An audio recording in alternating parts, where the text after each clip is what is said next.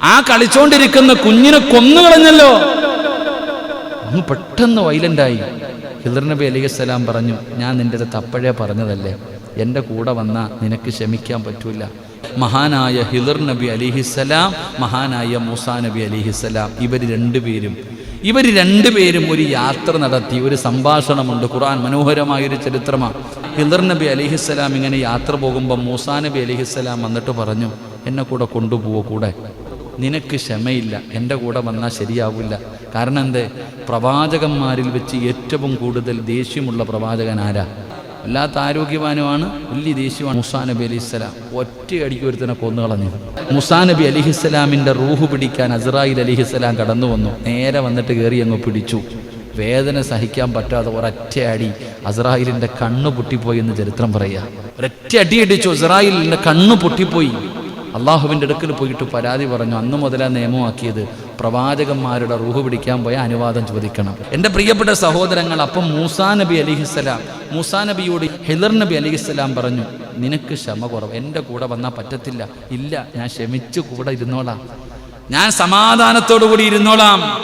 അദ്ദേഹം പറഞ്ഞു, അള്ളാഹു ഉദ്ദേശിക്കുന്ന പക്ഷം ക്ഷമയുള്ളവനായി താങ്കൾ എന്നെ കണ്ടെത്തുന്നതാണ്. ഞാൻ താങ്കളുടെ ഒരു കൽപ്പനയ്ക്കും എതിർ പ്രവർത്തിക്കുന്നതല്ല. ഇൻഷാ അല്ലാഹ് അവിടെ നിന്ന് പറഞ്ഞു, അള്ളാഹു ഉദ്ദേശിക്കുന്ന പക്ഷം ഞാൻ ക്ഷമയുള്ളവനാ, ഞാൻ അങ്ങ് പറയുന്ന കാര്യങ്ങൾക്കൊന്നും എതിര് പ്രവർത്തിക്കൂല. അവിടെ നിന്ന് ചരിത്രം പറയുന്നുണ്ട്, രണ്ടുപേരും ഇങ്ങനെ സഞ്ചരിക്കാം, ഇങ്ങനെ നടന്നു പോകുന്നു. പടച്ചവനെ ഒരു കുഞ്ഞിനെ കണ്ടു, കളിച്ചോണ്ടിരിക്കുക, പിടിച്ചിട്ട് കഴുത്ത് ഞെരിച്ച് കൊന്നുകളഞ്ഞു. കളിച്ചോണ്ടിരിക്കുന്ന ഒരു കുഞ്ഞിനെ പിടിച്ചിട്ട് കഴുത്ത് ഞെരിച്ച് കൊന്നുകളഞ്ഞു. ഹിദർ നബി അലൈഹി സ്വലാം ഇത് ചെയ്തു കഴിഞ്ഞപ്പോൾ മൂസാ നബിക്ക് പടച്ചവനെ കണ്ടിട്ട് സഹിക്കാൻ, നിങ്ങൾ എന്ത് പണിയാ കാണിച്ച് ചോദിച്ചു കളഞ്ഞ ഒറ്റ ചോദ്യം. ആ കളിച്ചോണ്ടിരിക്കുന്ന കുഞ്ഞിനെ കൊന്നുകളഞ്ഞല്ലോ. അങ്ങ് പെട്ടെന്ന് വൈലന്റായി. ഹിദർ നബി അലൈഹി സ്വലാം പറഞ്ഞു, ഞാൻ നിന്റെ അടുത്ത് അപ്പോഴേ പറഞ്ഞതല്ലേ, എൻ്റെ കൂടെ വന്നാൽ നിനക്ക് ക്ഷമിക്കാൻ പറ്റൂല. ഇല്ല, ഒന്നുമില്ല. അവിടെ നിന്ന് പറഞ്ഞു ഇല്ല. രണ്ടാമതൊരു നാട്ടിൽ പോയി. ഒരു നാട്ടിൽ പോയപ്പോൾ പച്ചവെള്ളം പോലും ഒരു മനുഷ്യൻ കൊടുക്കണില്ല, ഒരാളും സഹായിക്കുന്നില്ല. രണ്ടുപേരെ കണ്ടിട്ട് ഒരു പരിചയമോ ഒരാളും കുടിക്കാനുള്ള വെള്ളം പോലും കൊടുക്കണില്ല. അങ്ങനെ ഒരു പരിഗണനയും കൊടുക്കാതിരിക്കുമ്പോഴാണ് ഒരു മതിലിടിഞ്ഞു വീഴാൻ പോകുന്നത്. ഹിദർ നബി അലൈഹി സ്വലാം ഓടി ചെന്നിട്ട് മതിൽ പിടിച്ചിട്ട് നേരെയാക്കി കൊടുക്കുക. മൂസാ നബി ചോദിച്ച്, പച്ചവെള്ളം പോലും തരാത്ത ഇവരുടെ ഈ മതിൽ നേരെയാക്കാൻ നടക്കുക. അപ്പോഴും ചോദിച്ചു, അല്ലേ, വല്ലാത്ത ചോദ്യം. ഇപ്പോഴാ ചോദിക്കണത്, ഈ മതിൽ പിടിച്ച് നേരെയാക്കുന്നു, എന്തായി കാണിക്കണത്? അവിടെ നിന്ന് ചോദിച്ചു. അപ്പോഴും ഹിദർ നബി പറഞ്ഞു, നിന്റെ അടുത്ത് ഞാൻ അപ്പോഴേ പറഞ്ഞതാ, നിനക്ക് ക്ഷമ കുറവാ, എൻ്റെ കൂടെയുള്ള യാത്ര ശരിയാവൂല. ഇനി നീ എൻ്റെ അടുത്ത് എന്തെങ്കിലും ചോദിച്ചാൽ അപ്പം തീരും നമ്മുടെ യാത്ര. ഇനി എന്തെങ്കിലും എന്നോട് ചോദിച്ചാൽ, എൻ്റെ പ്രിയപ്പെട്ട സഹോദരങ്ങളെ, ചരിത്രം പറയുന്നു, കപ്പലിനകത്ത് കയറി, ബോട്ടിനകത്ത് കയറിയപ്പോൾ വെള്ളത്തിൽ കൂടെ സഞ്ചരിച്ചുകൊണ്ടിരിക്കുക. ഉടനെ എന്ത് ചെയ്യുക, ബോട്ടിൻ്റെ പലകകളൊക്കെ ഇളക്കിയിട്ട് കളയുക. കടലിൽ കൂടെ പോണ ബോട്ടിൻ്റെ പലക ഇളക്കി എങ്ങനെ ഇരിക്കും? പടച്ചവനെ, മൂസാ നബി അപ്പോഴും വൈലൻ്റായി. അപ്പോഴും പറഞ്ഞു, തീർന്നു, ഇനി നമ്മൾ യാത്രയില്ല, തീർന്നു യാത്ര, ഇനി നമ്മൾ തമ്മിൽ ഒരുമിച്ചുള്ള യാത്രയില്ല. എന്നിട്ട് 3 കാര്യങ്ങൾ പറഞ്ഞു കൊടുത്തു. കുട്ടിയുടെ കുന്നുകളയാനുള്ള കാരണമെന്താ? ആ മതിൽ നേരെയാക്കാനുള്ള കാരണമെന്താ? ഈ ബോട്ട് ഇളക്കി നശിപ്പിക്കാനുള്ള കാരണമെന്താ? ഇത് 3 പറഞ്ഞു കൊടുത്തു. എന്നിട്ട് യാത്ര അവസാനിപ്പിച്ചു. എന്തിനായി കുഞ്ഞിനെ കൊന്നുകളഞ്ഞത്? അവിടെ നിന്ന് പറഞ്ഞു കൊടുത്തു, ഈ കുഞ്ഞു വളർന്നു വന്നാൽ ഇവരുടെ മാതാപിതാക്കളെ തന്നെ കൊല്ലും. ഈ കുട്ടി ഇപ്പോഴേ കൊന്നില്ലെങ്കിൽ, ഈ കുട്ടി ഇപ്പം നശിപ്പിച്ച് കളഞ്ഞില്ലെങ്കിൽ, ഇവൻ വളർന്നു വന്നു കഴിഞ്ഞാൽ സ്വന്തം മാതാപിതാക്കളെ തന്നെ എതിരായി കൊല്ലുന്നൊരവസ്ഥ, അവർക്ക് തന്നെ വലിയ ശാപമാകുന്നൊരവസ്ഥ. അതുകൊണ്ടാണ് അവനെ നശിപ്പിച്ച് കളഞ്ഞത്. രണ്ടാമത് പറഞ്ഞു, എന്തുകൊണ്ടാണ് വീഴാൻ പോയ മതിൽ നേരെയാക്കിയത്? അവിടെ നിന്ന് ചരിത്രം പറയുന്നു, ഒരു സ്വാലിഹായൊരു മനുഷ്യനുണ്ടായിരുന്നു. അദ്ദേഹം മരണപ്പെടുന്ന സമയത്ത് കുറച്ച് സ്വർണ്ണ നാണയങ്ങൾ ആ മതിലിനടിയിൽ ഒളിച്ചു വെച്ചിട്ടുണ്ട്, തൻ്റെ മക്കൾക്ക് കിട്ടാൻ. യതീമായ മക്കൾക്ക് അവരുടെ കയ്യിൽ കിട്ടുന്നതിന് വേണ്ടി അതിനടിയിൽ കുറച്ച് സ്വർണ്ണ നാണയങ്ങൾ സൂക്ഷിച്ചു വെച്ചിട്ടുണ്ടായിരുന്നു. അപ്പോൾ ആ മതിലിളകി വീണ അത് നാട്ടുകാർ കാണും, യതീമിൻ്റെ കയ്യിൽ കിട്ടൂല. അതുകൊണ്ടാണ് ഞാൻ ആ മതിൽ നേരെയാക്കി വെച്ചത്. കപ്പലിനകത്ത് നിന്ന് പലകയെടുത്ത് കളയാൻ കാരണം, അപ്പുറത്ത് ശത്രുക്കളായ ഒരു രാജാവ് നിൽക്കുന്നുണ്ട്. നല്ല കപ്പൽ കണ്ടാൽ ആ കപ്പൽ പിടിക്കും, അതിനകത്തുള്ളവരെയൊക്കെ കൊന്നുകളയും. അപ്പം നല്ല കപ്പലുകൾ നോക്കി പിടിച്ചുകൊണ്ടിരിക്കുകയാണ്. അപ്പം ഈ കപ്പലൊരു പോരായ്മയുള്ള കപ്പലാണെന്ന് കാണിക്കാൻ വേണ്ടിയാണ് ഞാൻ ഇളക്കിക്കളഞ്ഞത്. എന്നിട്ട് പറഞ്ഞു അസ്സലാമു അലൈക്കും. യാത്ര തിരിഞ്ഞ് രണ്ടുപേരും. മഹാനായ ഇസ്മായിൽ നബി അലൈഹിസ്സലാം, ഇബ്രാഹിം നബി അലൈഹിസ്സലാമിന്റെ പ്രിയപ്പെട്ട മകൻ ഇസ്മായിൽ നബി അലൈഹിസ്സലാം. എന്റെ പ്രിയപ്പെട്ടവരെ, ചരിത്രം എടുത്തു നോക്ക്. 10-13 വയസ്സുണ്ട് ഇസ്മായിൽ നബി അലൈഹിസ്സലാമിന്. അല്ലാഹുവേ, അപ്പോഴാണ് തന്റെ പ്രിയപ്പെട്ട പിതാവ് കടന്നു വരുന്നത്. മഹാനായ ഖലീലുല്ലാഹി ഇബ്രാഹിം നബി അലൈഹിസ്സലാം. പടച്ചവനെ, ഭാര്യയെയും ചോരക്കുഞ്ഞിനെയും മക്കത്ത് കൊണ്ടുവന്ന് 2 മലകൾക്ക് നടുവിൽ കൊണ്ടുവന്നിട്ടിട്ട് പോയതാണ്. പ്രസവിച്ച് കിടന്ന ഭാര്യയെയും ചോരക്കുഞ്ഞിനെയും കൊണ്ടുവന്നിട്ടിട്ട് പോയതാണ്. വർഷങ്ങൾ കഴിഞ്ഞു, മകനോട് സ്നേഹമുണ്ടായി. അങ്ങനെ മകനെ കാണാമെന്നോ, മകനെ കണ്ടപ്പോ വലിയ സ്നേഹമായി. എവിടെയും വാപ്പയും മകനും ഒരുമിച്ചാ. വാപ്പയ്ക്ക് തന്റെ മകനോട് സ്നേഹം കൂടിയപ്പോ അല്ലാഹു ഒന്ന് ടെസ്റ്റ് ചെയ്തു. എന്നോടാണോ സ്നേഹം, മകനോടാണോ സ്നേഹം? ഇബ്രാഹിം നബി അലൈഹിസ്സലാം അവിടെ നിന്ന് സ്വപ്നം കാണുകയാണ്. അങ്ങനെ തന്റെ പൊന്നുമകനെ അറുത്തു കൊടുക്കാൻ അല്ലാഹു പറഞ്ഞിരിക്കുന്നു. ഇബ്രാഹിം നബി അലൈഹിസ്സലാം തന്റെ പ്രിയപ്പെട്ട മകനായ 10-13 വയസ്സിന്റെ ഇടയിൽ പ്രായമുള്ള പൊന്നാര മകന്റെ ചാരത്ത് വന്നിട്ട് അവിടെ നിന്ന് ഇബ്രാഹിം നബി പറഞ്ഞ പാവർത്തി എന്തെന്നറിയുമോ? ഫലമ്മാ ബലഗ മഅഹു സഅയ് ഖാല യാ ബുനയ്യ ഇന്നി അറാ ഫിൽ മനാമി അന്നി അദ്ബഹുക ഫൻദുർ മാദാ തറാ ഖാല യാ അബത്തി ഫഅൽ മാ തുമർ സതജിദുനി ഇൻഷാ അല്ലാഹ്. പ്രിയപ്പെട്ട സഹോദരങ്ങളെ, 13 വയസ്സിന്റെ താഴെ പ്രായമുള്ള ഇസ്മായിൽ എന്ന് പറയുന്ന ചെറിയ മകനുണ്ടല്ലോ, ഇസ്മായിൽ എന്ന് പറയുന്ന ചെറിയ കുട്ടിയുണ്ടല്ലോ, ഇബ്രാഹിം എന്ന് പറയുന്ന അല്ലാഹുവിന്റെ ഖലീലായ പ്രവാചകന് വന്നിട്ട് പറയുന്നു, മോനെ, നിന്നെ അറുത്തു കൊടുക്കാൻ അല്ലാഹു പറഞ്ഞിരിക്കുകയാണ്. വാപ്പ സ്വപ്നം കാണുന്നു മോനെ, വാപ്പ സ്വപ്നം കാണുന്നു മോനെ. ആ സമയത്ത് മകൻ പറഞ്ഞ മറുപടിയാ, എന്റെ പ്രിയപ്പെട്ടവരെ, കാലയാ അവിടെന്ന് പറയുന്നു, കാല യാ അബത്തി ഫഅൽ മാ തുമർ സതജിദുനി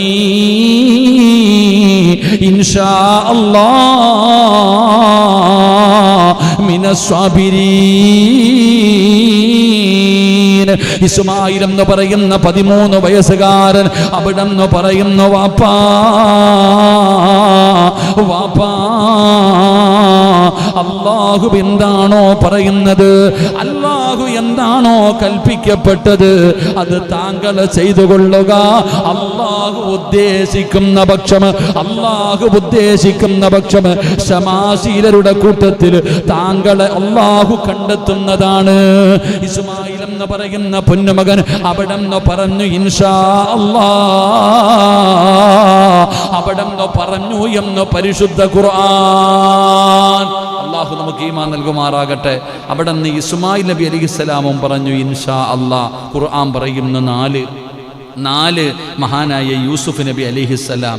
നമുക്കറിയാം, യൂസുഫ് നബിയുടെ ചരിത്രം അറിയാം. ചെറിയ പ്രായത്തിൽ കുഞ്ഞായിരുന്ന സമയത്ത് മാതാപിതാക്കളെ നഷ്ടപ്പെട്ട പ്രവാചകന യൂസുഫ് നബി അലൈഹിസ്സലാം. അവിടെ നിന്ന് ജയിലിൽ പോയി അടിമയായി, അവസാനം ഈജിപ്തിൻ്റെ ഭരണാധികാരിയായി. അങ്ങനെ തൻ്റെ വാപ്പയും ഉമ്മയും തൻ്റെ മാതാപിതാക്കൾ ഈജിപ്തിൻ്റെ രാജാവായ യൂസുഫ് നബി അലൈഹിസ്സലാമിനെ കാണാൻ വരിക. യൂസുഫ് നബിയെ കാണാൻ വരുമ്പോ അവിടെ നിന്ന് പറയുന്നു, ഫലമ്മാ ദഖലു അലാ യൂസുഫ അവാ ഇലൈഹി അബവൈ വകാല ദഖുലൂ മിസ്റ ഇൻഷാ അല്ലാഹു ആമിനീൻ.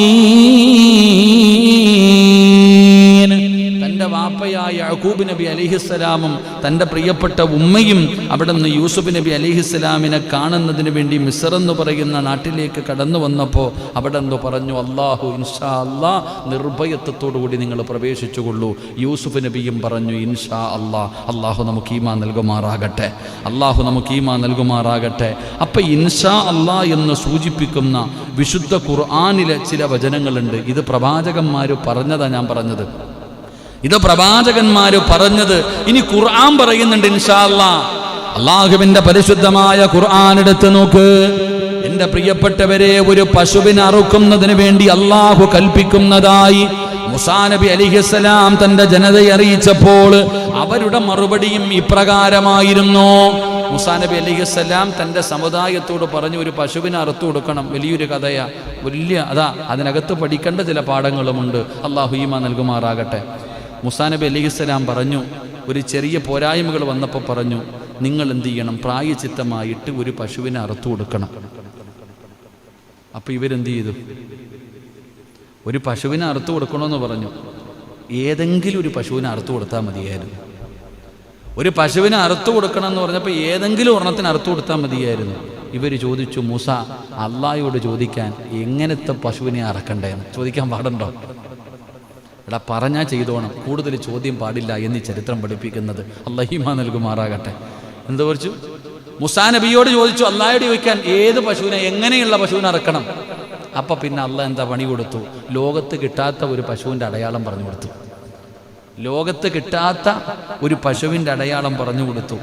അങ്ങനെ പശുവിനെ തെരഞ്ഞ് അവസാനം ഒരു പശുവിനെ കിട്ടി. പടച്ചവനെ, അതിൻ്റെ തൂക്കത്തിനനുസരിച്ച് സ്വർണ്ണ നാണയം കൊടുത്തിട്ട് അവസാനം വാങ്ങിയത്. അപ്പം ഈ ചരിത്രം പറയുന്നത്, ചെയ്യാൻ പറഞ്ഞാൽ ചെയ്യണം, കൂടുതൽ ചോദിക്കാൻ നിന്നാൽ പണി കിട്ടും. അള്ളാഹു കാക്കുമാറാകട്ടെ. അതാ പറഞ്ഞ, കൂടുതൽ ചോദ്യമൊന്നും വേണ്ട. അല്ല ചെയ്യാൻ പറഞ്ഞാൽ ചെയ്യണം. എടാ അല്ല പറഞ്ഞു പോയി കിടക്കടാ മിനായിൽ. എന്തിനാ അല്ല അവിടെ പോയി കിടക്കുന്നത്? ചോദിക്കാൻ പാടുണ്ടോ? നീ പോയി കിടക്ക്. സഫായി പോയി കിടക്കാൻ പറഞ്ഞാൽ കിടക്കണം, മിനായി പോയി കിടക്കാൻ പറഞ്ഞാൽ കിടക്കണം, മുസ്തലിഫയിൽ പോയി കിടക്കട, കല്ല് പറക്കട എന്ന് പറഞ്ഞാൽ പറക്കണം. അതന്നെ. എന്തിനെന്നുള്ള ചോദ്യം വേണ്ട.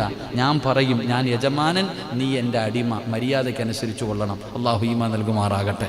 അപ്പം മൂസാ നബി അലൈഹിസ്സലാം അവിടെ നിന്ന് പോയിട്ട് തൻ്റെ സമുദായത്തോട് പറഞ്ഞപ്പോൾ അവരും പറഞ്ഞു. അവരെ പറഞ്ഞ മറുപടി എന്താണ്? ഖാലു ദുഉ ലനാ റബ്ബക യുബയ്യിൻ ലനാ മാ ഹിയ ഇന്നൽ ബഖറ തസാബഹ അലൈനാ വ ഇന്നാ ഇൻഷാ അല്ലാഹു ലമുഹ്തദൂൻ. അവരും പറഞ്ഞു, ഇൻഷാ അല്ലാഹ്, അള്ളാഹു ഉദ്ദേശിക്കുന്നത് ഞങ്ങൾ ചെയ്തു കൊള്ളാം. അപ്പോൾ അവരും ഇൻഷാ അല്ലാഹ് പറഞ്ഞു. ഖുർആൻ നമുക്കത് പഠിപ്പിച്ചു തരുന്നു. അള്ളാഹു ഈമാൻ നൽകി അനുഗ്രഹിക്കുമാറാകട്ടെ. ഖുർആൻ എടുത്ത് നോക്കിയാൽ മതി. അള്ളാഹ് പറയുന്നുണ്ട് എങ്ങനത്തെ പശുവിനെയാണ് പിന്നെ അറക്കാൻ പറഞ്ഞതെന്ന്. ഇങ്ങനത്തെ നിറമുള്ള, ഇങ്ങനത്തെ കൊമ്പുള്ള, ജനങ്ങൾ കാട്ടിൽ വളർത്തിയ, ഒരാൾ കിട്ടാത്ത സാധനം. അവിടെയും തന്ത്രമുണ്ട്.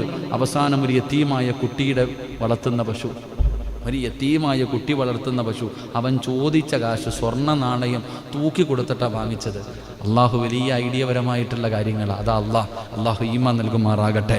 എൻ്റെ പ്രിയപ്പെട്ട സഹോദരങ്ങളെ, നബി സല്ലല്ലാഹു അലൈഹി വസല്ലമ തങ്ങളും സ്വഹാബികളും ഒന്നിച്ചു മക്കയിൽ മസ്ജിദുൽ ഹറാമിൽ പ്രവേശിക്കുന്നതായി ഹിജ്റ പോയതിനു ശേഷം മദീനയിൽ വെച്ച് അവിടെ സ്വപ്നം കണ്ട് ഈ കാര്യം വിശുദ്ധ ഖുർആൻ അവിടെ നിന്ന് പറയുന്നുണ്ട്.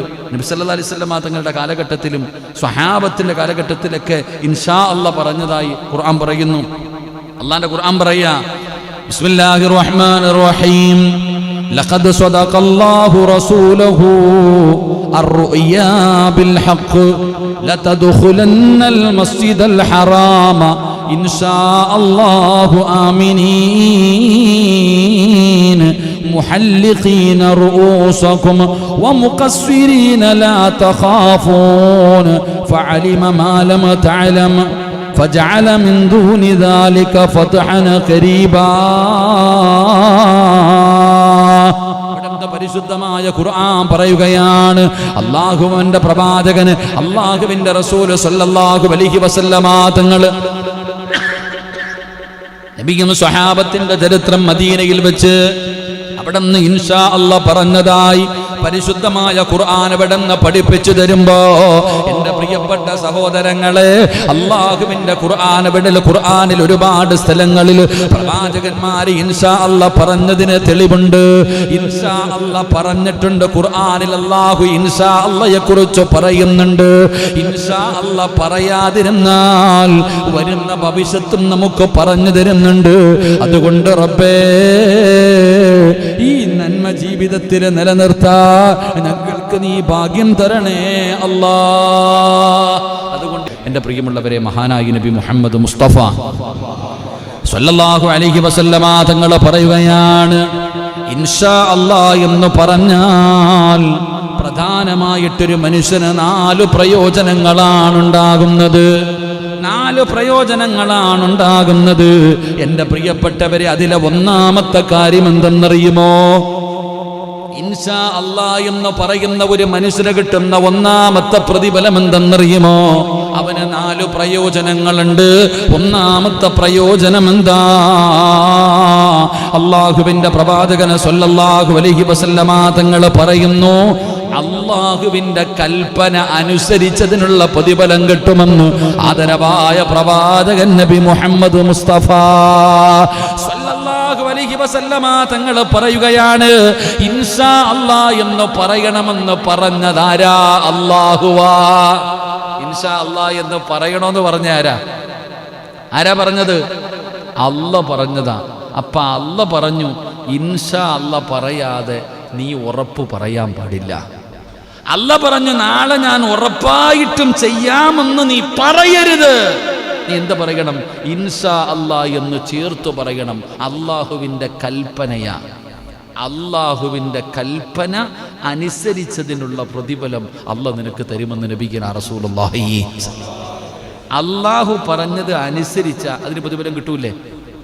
അല്ലാഹ് പറഞ്ഞു നിസ്കരിച്ചാൽ പ്രതിഫലം കിട്ടുമോ? എന്താ പ്രതിഫലം കിട്ടുക?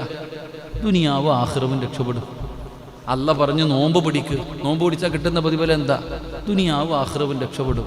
അല്ലാഹ് പറഞ്ഞു സദക്ക കൊടുത്താൽ എന്താ പ്രതിഫലം? ദുനിയാവും രക്ഷപ്പെടും, ആഖിറവും രക്ഷപ്പെടും. പൈസ മുടക്കി ഹജ്ജിന് ഹജ്ജ് ചെയ്ത പ്രതിഫലം എന്താ? സ്വർഗം കിട്ടും. അപ്പം അതുപോലെ അല്ലാഹു ഇൻഷാ അല്ലാഹ് പറയാൻ പറഞ്ഞിട്ടുണ്ട്. അത് കൽപ്പനയാണ്. അല്ലാഹുവിൻ്റെ കൽപ്പന അനുസരിച്ച അതിനുള്ള പ്രതിഫലം നമുക്ക് അല്ലാഹു തരും. അല്ലാഹു ഈമാൻ നൽകുമാറാകട്ടെ. മുതലാളി പറയുന്ന കാര്യങ്ങൾ അനുസരിക്കുന്ന സ്റ്റാഫിന് പ്രത്യേക പരിഗണന ഇല്ലേ? കടയിലെ സ്റ്റാഫ് എന്ത് പറഞ്ഞാലും അവൻ അനുസരിക്കും. എന്ത് കാര്യം ഒരു ന്യൂനതയുമില്ല. കേവലം ഒരു തട്ടുകടയ്ക്കകത്തിരിക്കുന്ന ഒരു മുറുക്കാൻ കടയുടെ അത്ര ഉള്ള കടയ്ക്കകത്തിരിക്കുന്ന നിന്റെ സ്റ്റാഫിനോട് നിനക്ക് ഇത്ര സ്നേഹമുണ്ടെങ്കിൽ ഈ ലോകത്തിൻ്റെ അധിപനായ അള്ളാഹുവിന് അവൻ പറയുന്നതനുസരിക്കുന്ന അടിമയോട് എത്ര സ്നേഹമുണ്ടാകും, എത്ര പ്രതിഫലം അള്ളാഹു തരും. അള്ളാഹു നമുക്ക് ഈമാൻ നൽകുമാറാകട്ടെ. രണ്ട് എൻ്റെ പ്രിയപ്പെട്ട സഹോദരങ്ങളെ, ഇൻഷാ അല്ലാഹ് പറയാൻ മറന്നു പോകരുത്. പിന്നെ ഒരു കാര്യം ചെയ്യാൻ ഉദ്ദേശിച്ചാൽ എൻ്റെ പ്രിയപ്പെട്ടവരെ, വീട് പണിയാകട്ടെ, ഏത് കാര്യമാകട്ടെ, നിങ്ങൾ ഇൻഷാ അല്ലാഹ് ഉസ്താദേ നാളെ ഞാൻ വീട് പണി തുടങ്ങുകയാണ്. എൻ്റെ ഉസ്താദേ പടച്ചവനെ, റബീഉൽ അവ്വൽ മാസത്തിൽ വീടിന് കുറ്റിയടിക്കാൻ തുടങ്ങുന്നു ഇൻഷാ അല്ലാഹ്. ഉസ്താദേ കടങ്ങളൊക്കെ തീരണം ഇൻഷാ അല്ലാഹ്.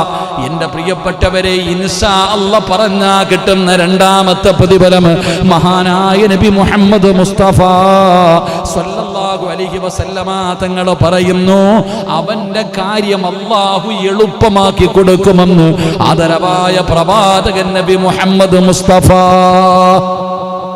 സല്ലല്ലാഹു അലൈഹി വസല്ലമ തങ്ങൾ പറയുന്നു, അല്ലാഹ് നിന്റെ കാര്യം എളുപ്പമാക്കും, അല്ലാഹു നിന്നെ സഹായിക്കും. മനുഷ്യ ഉസ്താദേ ഇൻഷാ അല്ലാഹ് കടമൊക്കെ വീട്ടണം, ഉസ്താദേ ഇൻഷാ അല്ലാഹ് നാളെ മുതൽ നിസ്കരിക്കാൻ തുടങ്ങണം, ഉസ്താദേ ഇൻഷാ അല്ലാഹ് നാളെ മുതൽ ജീവിതത്തിൽ മാറ്റമുണ്ടാകും, ഞാൻ നന്നാകും, പടച്ചവരെ ഇൻഷാ അല്ലാഹ് പറ മുസ്ലിമേ.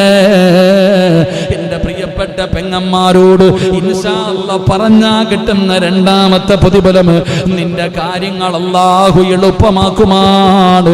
വീട് പണി പ്രയാസത്തിൽ കഴിയുന്നവര് അല്ലാഹുവേ ഇൻഷാ അല്ലാഹ് ഉസ്താദേ പലിശ ഞാൻ ഇതിനകത്ത് കേറ്റത്തില്ല, അല്ലാഹു നിന്റെ വീട് പണി എളുപ്പമാക്കും, പടച്ചവൻ നിന്റെ പ്രയാസങ്ങൾ മാറ്റും, അല്ലാഹു നിന്റെ കടങ്ങൾ മാറ്റും, ഇൻഷാ അല്ലാഹ് നിന്റെ രോഗങ്ങൾ മാറും. പടച്ചവനെ ഇൻഷാ അല്ലാഹ് പറയുന്ന ഒരു മനുഷ്യന് അല്ലാഹു കൊടുക്കുന്ന രണ്ടാമത്തെ പ്രതിഫലം എന്തെന്നറിയുമോ?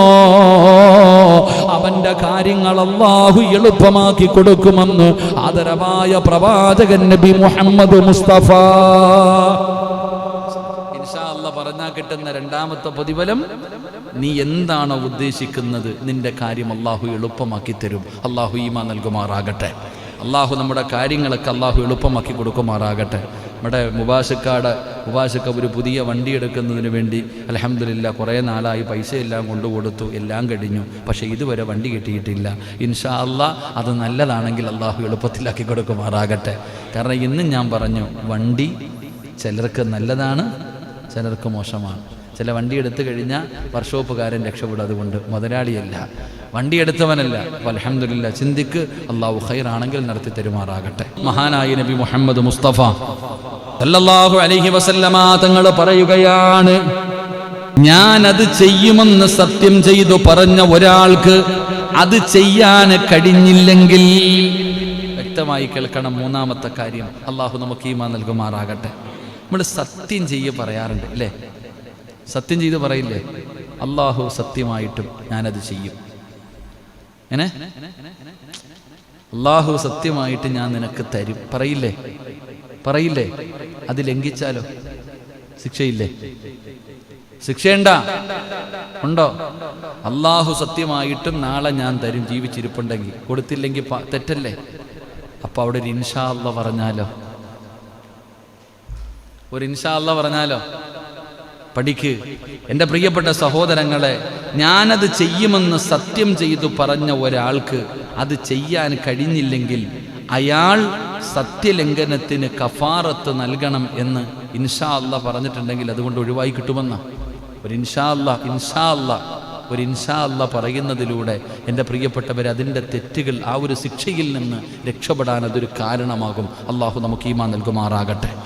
ഇൻഷാ അല്ലാഹ് നാളെ ഞാൻ ഉണ്ടെങ്കിൽ സത്യമായിട്ടും ഞാൻ തരാം എന്ന് പറഞ്ഞു. പക്ഷേ കൊടുക്കാൻ പറ്റിയില്ലെങ്കിലും എൻ്റെ പ്രിയപ്പെട്ടവരെ, നമുക്കതിൻ്റെ അതിന് പകരമായി ചെയ്യേണ്ട കാര്യത്തിൽ നിന്ന് ആ ഒരു ഇൻഷാ അല്ലാഹ് പറഞ്ഞതിൻ്റെ പേരിൽ ചിലപ്പോൾ നമുക്ക് രക്ഷപ്പെടാൻ പറ്റും. ഇല്ലെങ്കിലോ അതിൻ്റെ ശിക്ഷ കൂടെ നമുക്ക് അനുഭവിക്കേണ്ടി വരും. അള്ളാഹു കാക്കുമാറാകട്ടെ, അള്ളാഹു പുറത്തിരുമാറാകട്ടെ. നാല് എൻ്റെ പ്രിയപ്പെട്ട സഹോദരങ്ങളെ, അള്ളാഹുവിന്റെ പ്രവാചകൻ അവിടെ നിന്ന് പറയുന്നു, നാലാമത്തെ കാര്യം എന്തെന്നറിയുമോ? ഇൻഷാ അല്ലാഹ് എന്ന് പറഞ്ഞാൽ ഒരു മനുഷ്യന് കിട്ടുന്ന നാലാമത്തെ കാര്യം, അവൻ എന്താണോ ചെയ്യാൻ ഉദ്ദേശിച്ചത് അതിൽ അല്ലാഹു ബർക്കത്ത് ചെയ്യുമെന്ന് നബി മുഹമ്മദ് മുസ്തഫ സല്ലല്ലാഹു അലൈഹി വസല്ലമ തങ്ങൾ പറയുകയാണ്. ഇൻഷാ അല്ലാഹ് പറഞ്ഞാൽ എന്ത് കാര്യമാണോ നീ ചെയ്യാൻ ഉദ്ദേശിച്ചത് അതിൽ അല്ലാഹുവിന്റെ ബർക്കത്ത്, അതിൽ അല്ലാഹുവിന്റെ സഹായം റബ്ബ് നിനക്ക് ബർക്കത്ത് ചെയ്യുമെന്ന് നബി മുഹമ്മദ് മുസ്തഫ സല്ലല്ലാഹു അലൈഹി വസല്ലമ തങ്ങൾ പഠിപ്പിക്കുകയാണ്. അതുകൊണ്ട് ഇൻഷാ അല്ലാഹ് വെറുതെയല്ല. മുത്തുനബി പറയാതിരുന്നപ്പോൾ സംഭവിച്ചത് എന്താണെന്ന് ചരിത്ര സഹിതം പറഞ്ഞല്ലോ. സുലൈമാൻ നബി അലൈഹിസ്സലാം ഇൻഷാ അല്ലാഹ് പറയാതെ വന്നപ്പോ ഉണ്ടായ നഷ്ടം എന്താണെന്ന് പറഞ്ഞു തന്നല്ലോ. പടച്ചവനെ, ഇൻഷാ അല്ലാഹ് പറഞ്ഞതിന് തെളിവ് പറഞ്ഞു തന്നല്ലോ. ഇൻഷാ അല്ലാഹ് പറഞ്ഞപ്പോ അല്ലാഹു എങ്ങനെയാണ് സഹായിച്ചതെന്ന് യജൂജ് മഅജൂജ് എന്ന് പറയുന്ന വിഭാഗത്തിന്റെ ചരിത്രം പഠിപ്പിച്ചു തന്നല്ലോ. അതുകൊണ്ട് സഹോദരാ,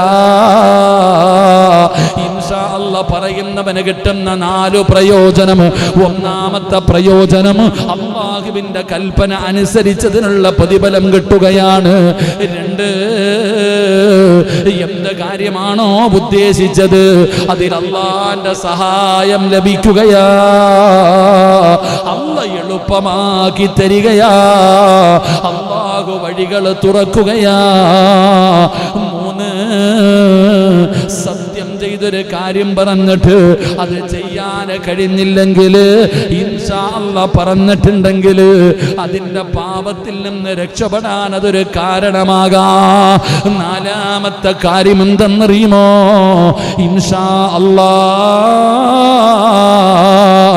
എന്ന് പറയുന്നതിലൂടെ അല്ലാഹു നിനക്ക് ബർക്കത്ത് ചെയ്യുമെന്ന് ആദരവായ പ്രവാചകൻ നബി മുഹമ്മദ് മുസ്തഫ